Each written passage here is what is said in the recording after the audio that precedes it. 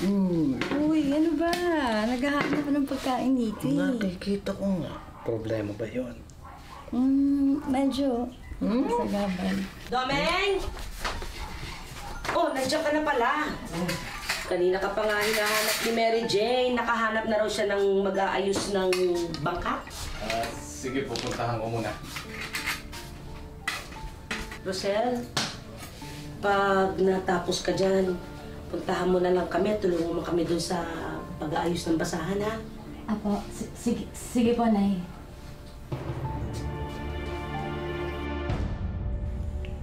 Ika nga nila, ang lahat daw ng sobra, masama. Totoo ito para kay Nene na sa sobrang kabutihang loob at pagkamatiisin, naabuso na raw ng iba.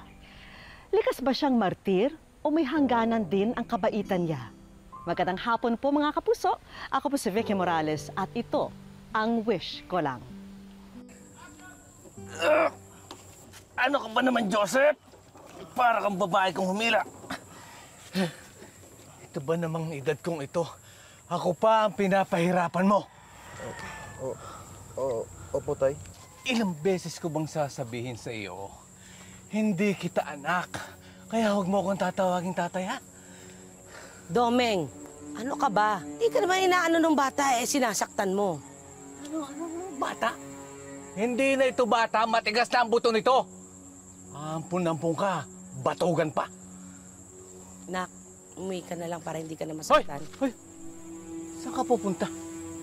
Ha? Ikaw ang mag-aayos nitong bangka. Ako ang aalis. At saan ka pupunta?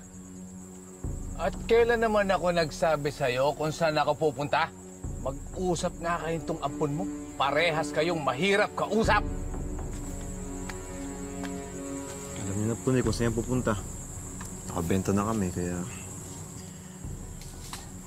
Nay, sabi po ni Ate Jen, mayaman daw po tayo dati. Hindi naman mayaman. Nakakaginhawa lang. Kasi noon may trabaho ako sa pabrika. Tapos malakas ang kita ng tatay niyo sa pangingisda. Di ba po may malaking bangka tayo na ni Nay? Naibenta na. Kasi nabaon tayo sa utang. Ang totoo niyan, ang tatay lang nabaon sa utang. Nadamay lang tayo. Hello po, Nay. Oh, bakit ngayon ka lang? Nagabi ka na. Nay, meron po kasi ako nakasalubong sa daan eh.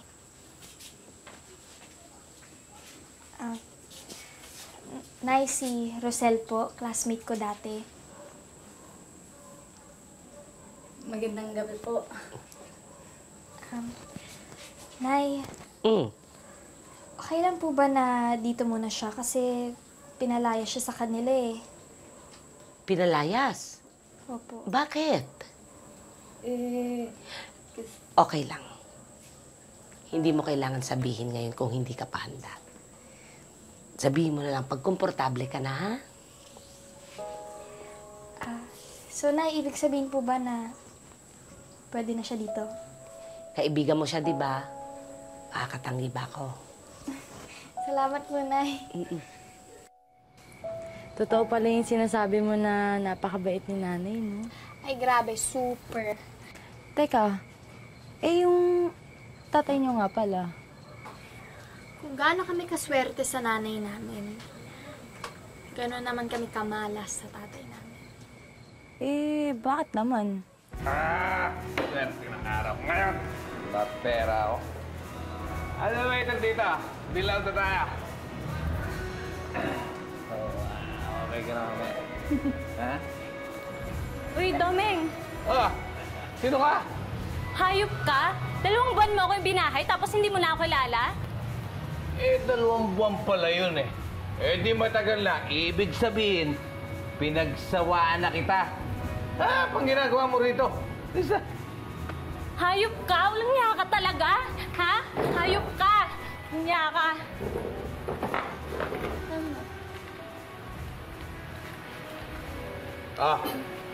Ito. Ha? Ipambili mo ng gatas ng anak mo. Swerte mo. Mabait ako ngayon. Pero pag nagpakita ka sa akin muli, alaman mo na kung paano ako magalit.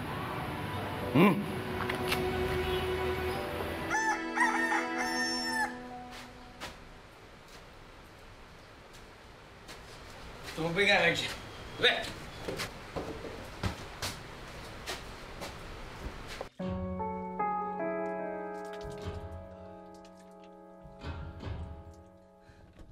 Bastos! Bastos! Jane! Sel? Jane! Jane! Domeng, anong ginagawa mo? Anong ginagawa ko? Hindi ba siya dapat kung ano ang ginagawa niya dito sa pamamahay ko? Siya si Rosel, kababata ni Jane. Eh, dito muna siya titira. Hindi mo man lang naisip na konsultahin ako bago ka mag-ampon na naman. Una! Wala naman akong pakialam sa sasabihin mo. Wala akong pakialam kahit ampunin mo ang buong barangay. Ha? Tara!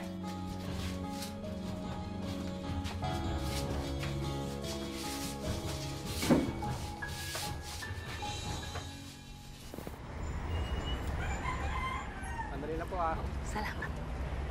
Nay, Oh, nasaan si Rosel? Sabi niya daw kasi masama daw yung pakiramdam niya, kaya yun, iniwan na lang po namin. Ha? Eto Mary Jane. Ito yung pambayad natin. Diyan sa mga telang yan. May darating pa. Hintayin nyo yung pipirma daw ng resibo. Kulang pa tong mga ito. Pagkatapos ito, iuwi nyo na. Aalis muna ako. Titignan ko muna si Rosel at kawawa naman yung bata. Mag-iingat kayo yung kapatid nyo at titignan mo. Teka, Nay. Bakit? Ano, habang malaki na si Rosel, kayang-kaya niya na yung sarili niya.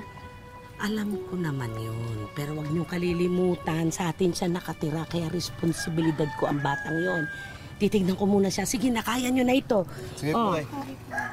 Yung mga kapatid nyo, ha? Rosel? Rosel? Rosel, nak? Masama...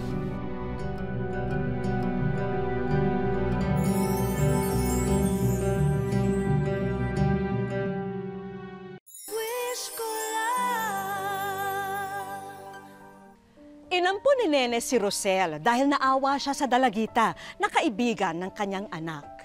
Itinuring niya na sarili niyang kadugo, minahal, inalagaan at kung minsan pinagsisilbihan pa.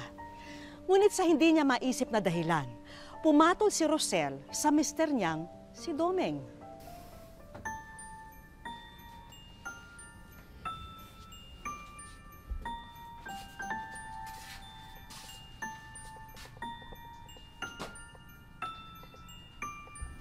Kahit kailan, istorbo ka talaga.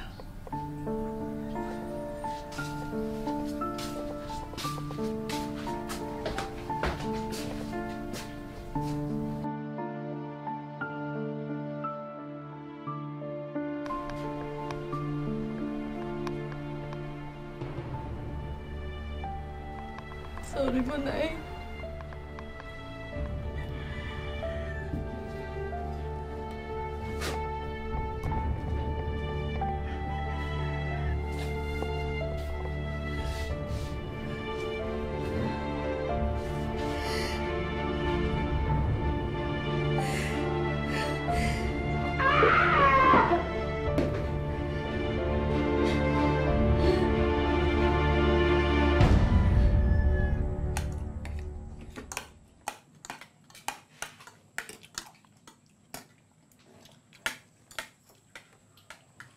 Rosel, okay ka lang ba?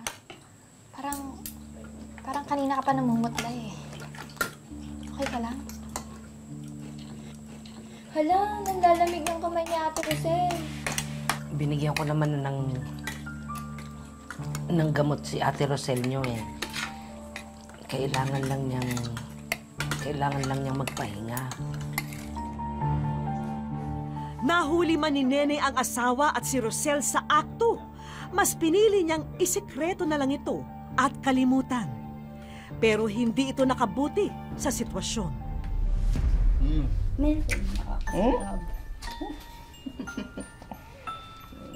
Domeng!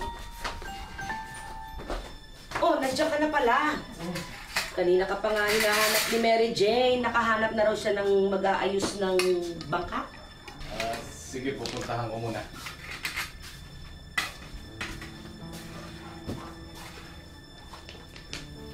Rosel, pag natapos ka dyan, puntahan mo kami ha. Tulungan mo kami sa pag-aayos ng mga basahan. Sige po, Nay. Rosel, kung talagang nanay ang turing mo sa akin, itigil mo na ang pakikipagrelasyon kay Doming. Hindi mo siya kilala. Sisirain lang niya ang buhay mo. Eh, kaya niyo lang naman sinasabi yan eh. Kasi alam niyo ako yung mahal ni Doming eh. Alam mo, Rosel, maniwala ka man o hindi, anak ang turing ko sa'yo. Hindi lang ikaw ang una niyang pinaasa, marami kayo. Tayo! Ayoko lang masaktan kang kagaya ko. Hindi tayo magkakagaya. Magkaiba tayo. Hindi ko kailangan ng pag-aalala mo, Nanay.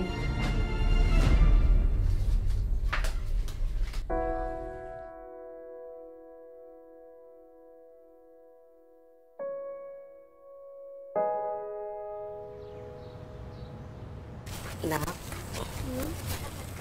may nabanggit ba sa'yo si Rosel kung bakit siya pinalaya sa kanila? Wala po, Nay eh. Naihiya po kasi siya magkwento. Bakit niyo po natanong? Naisip ko lang naman kasi baka nag-aalala na yung pamilya niya. Tsaka baka hinahanap na nila siya. Ang alam ko po kasi, Nay, pinalayas po siya. So, bakit naman po mag-aalala yung mga magulang niya? Ate naman, kung si nanay nga nag-aalala para kay Ate Rosel eh. Paano pintuin niyang pamilya? Nak, gusto ko lang naman kasi sanang ipaalam na nasa mabuti naman siyang kalagayan. Sige po, Nay. Aalamin ko na lang po kung saan yung bahay nila, ha?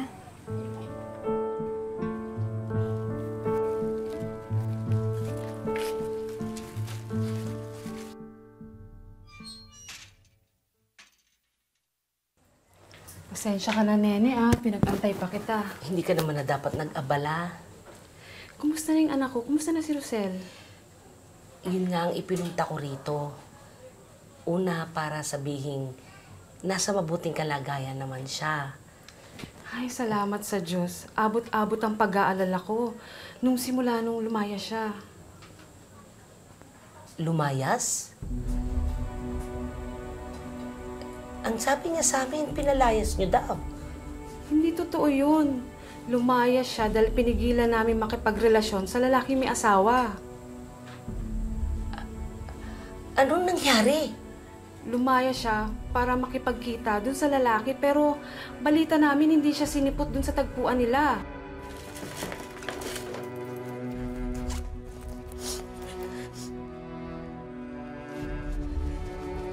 Yung pera nating pampuhunan. Nawawala yung pera nating pampuhunan.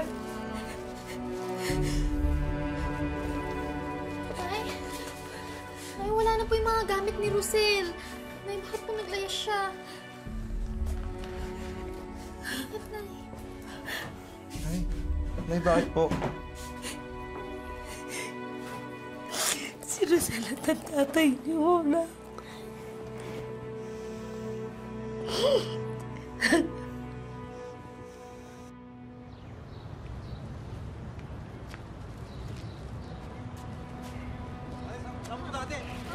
Hayop ka! Teka lang! Bakit? Ano, di ba? Walang yaman! Nasisira yung pamilya namin dahil sa'yo! Walang yaman! Tama na, sabi ate! Hayop ka! Bakit ka na!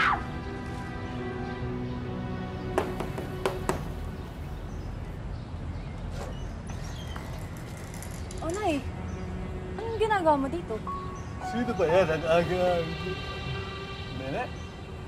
Believe din naman ako sa'yo. Hanggang dito, nahanap mo pa rin ako. Rosel, anak, umuwi ka na sa atin. Hindi ako uuwi. Masaya na ako dito eh. Rosel, anak, wala kang kinabukasan sa kanya. Isipin mo mga ginagawa mo. Alam ko ang ginagawa ko. Pinaghiwalay mo kami ng boyfriend ko dati, tapos ngayon hindi na ako papayag nang maghiwalay kami ni Doming.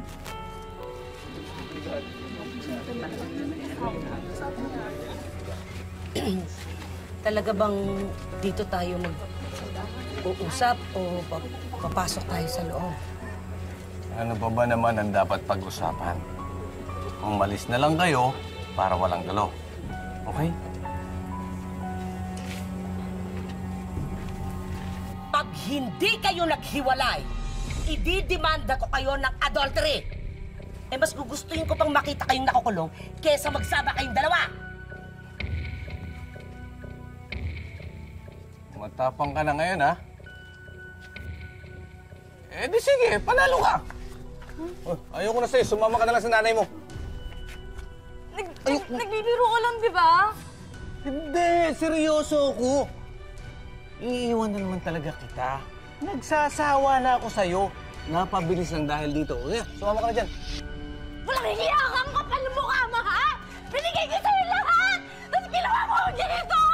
Yun na nga eh. Binigay mo na sa akin lahat. Wala na! Kaya dyan ka na lang. Sama ka na. Ayoko na sa'yo. Ha? Bye-bye.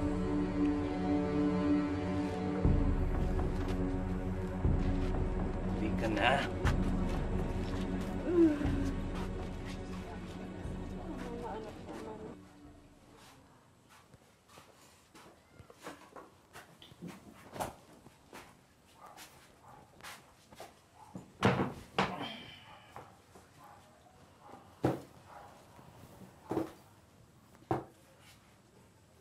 Timplan niyo nga ang kape.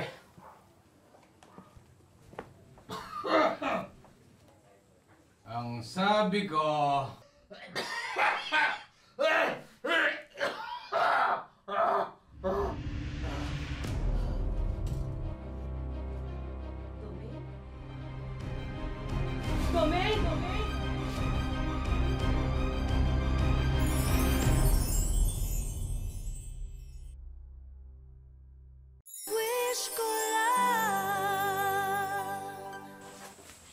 Ospital si Doming at doon nila nabatid na may sakit pala siya sa baga at sa puso.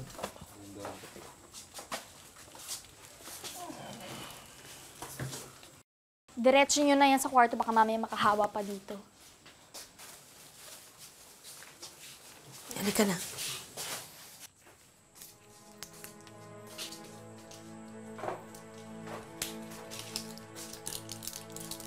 Anak, salamat ha. Hindi nyo naman kailangan po magpasalamat sa akin, Nay. Dahil matagal na pong patay yung tatay ko para sa akin. Nandiyan na po yan, Nay. Wala na po akong magagawa. Maliligo lang po ako tapos aalis na ako. Saan ka pupunta?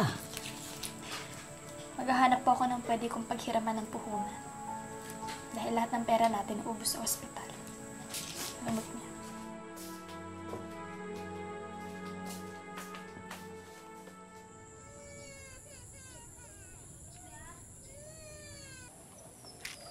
Domeng? Domeng, oras na para uminom ka ng gamot. Oh, kunin mo. Isa lang ha. Sige na. Maganda daw sa taong may sakit sa baga ang hangin ng dagat. Kaya nga kita dinala dito eh.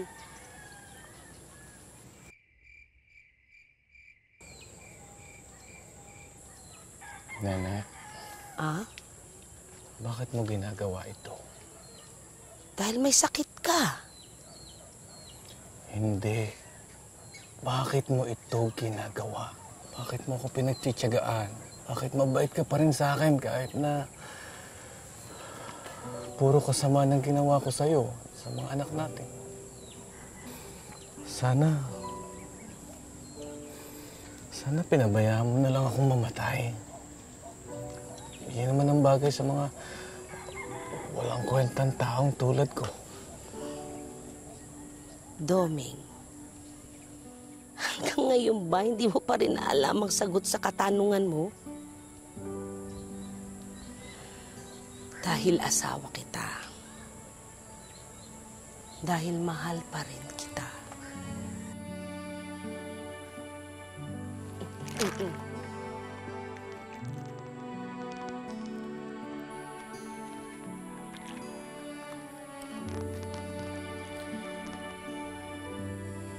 Nene, patawarin mo ako ha.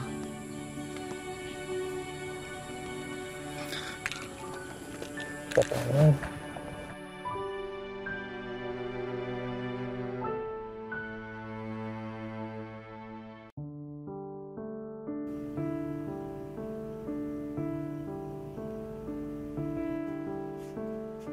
Ang tunay na nagmamahal, umuunawa, magpapatawad, at lalo pang nagmamahal. Napatunayan ito ni Nene sa nagdaang kabanata ng kanyang buhay may asawa. Mahabang pisi ng pasensya ang kanyang naging sandata upang madugtungan pa ang pagsasama nila ng mister na si Doming. Magulo po ang isip, tapos hindi ka makatulog, iniisip mo lahat ng ano. Namayat nga po ako ng husto noon dahil nga po sa kaiisip na ganun, na bakit niya nagawa sa akin. Aminado si Doming sa kanyang ilang beses na pangangaliwa noon at kanya naman itong pinagsisisihan ngayon. Opo, pinagsisihan ko na po yun. Katulad nga po, nangyari sa akin ng ganito, parang karma na yung mo sa akin Pebrero ng taong ito nang malugbok si Doming sa sakit sa baga at bato. Gayunpamay, nananatiling nasa kanyang tabi si Nene. Ang malaki pong pasasalamat ko sa kanya dahil siyempre kahit po anong nangyayari sa buhay namin, natanggap niya pa rin po ako uli. Yun, nagsama pala uli kami.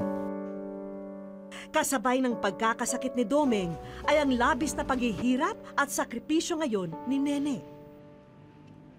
Maliban sa konting tulong ng mga anak, tanging sakita sa paggawa ng basahan sila umaasa para may maipantustos sa mga araw-araw na gastusin.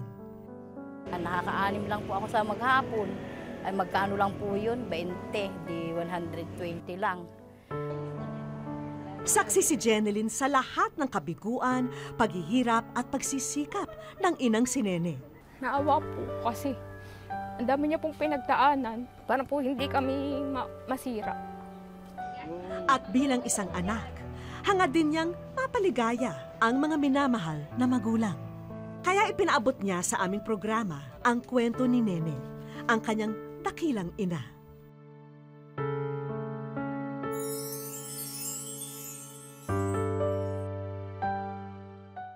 Sa aming pagbabalik, wish ko lang.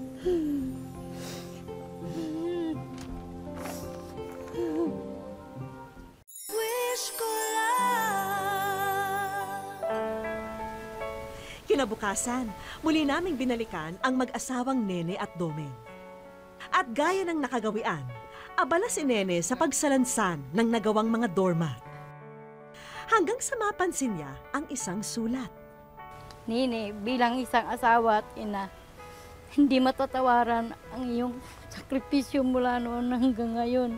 Humahanga po kami sa iyong kadakilaan. At sa muling pagbuklat ni Nene ng basahan, ikaw ay nasa wish ko lang.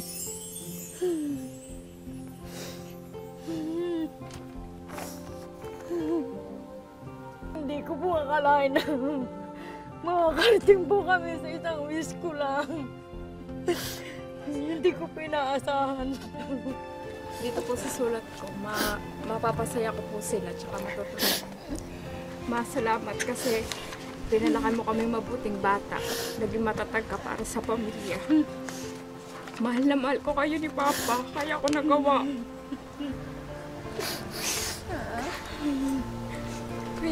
Kaya ako sumulat sa wish ko lang. isa raw sa nirereklamo ni Nene ang lumalabo niyang mata. Kaya dinala namin siya sa kaibigang espesyalista sa mata sa Balanga. Kailangan talaga ni Inang ang salamin. para makapanahi. Hindi na nga daw siya makapanahi, sabi niya. Kaya bibigyan natin siya ng double vision. Pwede niyang gamitin pang araw-araw, pwede niyang gamitin pambasa, pangtahi, mas makakaginhawa siya. Kaya makakapag-trabaho na po ang bahay. Binigyan din namin ng konting bonding moment ang mag-asawa. Matagal-tagal na raw kasing hindi sila nakakapamasyal at nakakakain man lang sa labas. Habang sa kanilang bahay, abala naman ang ilan naming kaibigan sa pag-asikaso ng susunod na sorpresa. Sa pag-uwi ng mag-asawa, tila napaaga ang Pasko sa kanilang tahanan. Ay, ba't marami ng resibo yun? Yes, ko. Sa tanang buhay niya, ngayon lamang daw niya naranasang mabigyan ng ganitong karaming regalo. Salamat po. Maraming salamat po.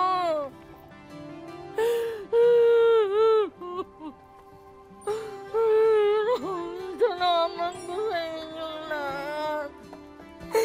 Lalong-lalo. Alis po. Maraming salamat po. Ate Ne, ang Rotary Club of Mariveles Eco Zone po ay naghandog sa inyo ng pangkabuhayan showcase, ang Sari-Sari Store. Sa haba po ng aking paghihirap, ngayon ko lang po ito